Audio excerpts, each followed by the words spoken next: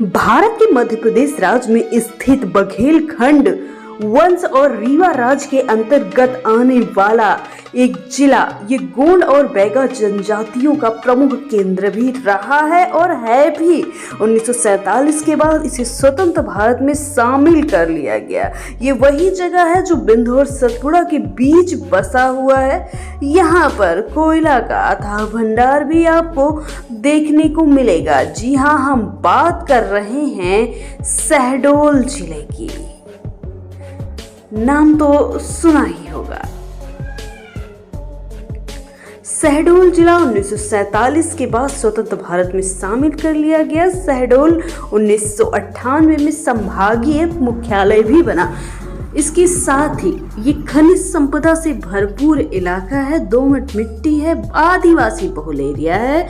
उत्तर में अनूपपुर, पूर्व में उमरिया, पश्चिम में सतना, दक्षिण में डिडोरी, दक्षिण पूर्व में मंडला आते हैं। तहसील की बात की जाए तो शहडोल, व्यवहारी, जयसिंह नगर, बुढ़ार, गोह, पारू, धनपुरी और सुहागपुर आते हैं।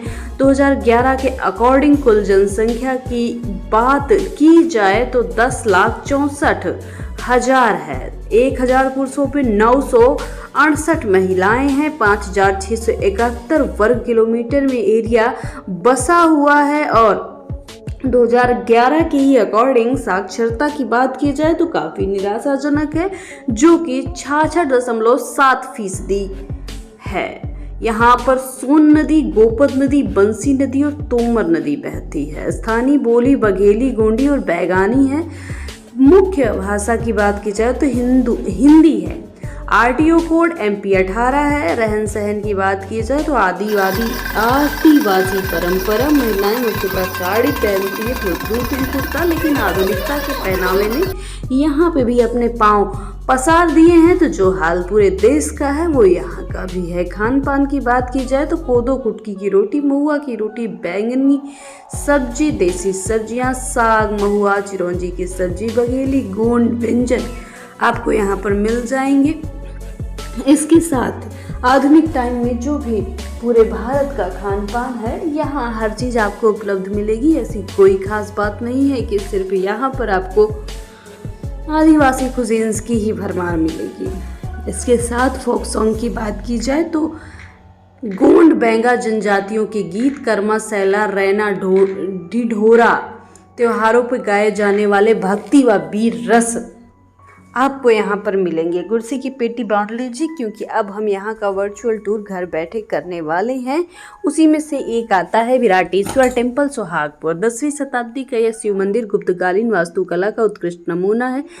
इसे मिनी खजुराहो कहा जाता है। ये मंदिर एक टीले पर स्थित है और ऐतिहासिक दृष्टि से बहुत महत्वपूर्ण है। यहाँ विशाल शिवलिंग, सुंदर मूर्तिकला, ASI द्वारा इसे संरक्षित किया गया है।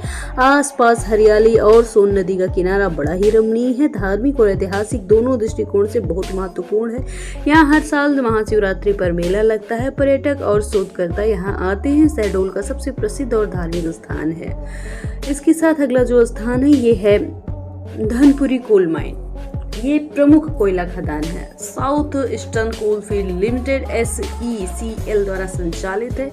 औद्योगिक पर्यटन के लिए भी इसे जाना जाता है। रोजगार विकास का प्रमुख केंद्र है। बड़ी मशीनें, ओपन कास्ट माइन देखने को मिलेगी। आसपास आदिवासी बस्तियां हैं। ये शहडोल के औद्योगिक पहचान को उजागर करता है। शैक्षणिक भ्रमण के लिए उपयुक्त स्थान है। खादान का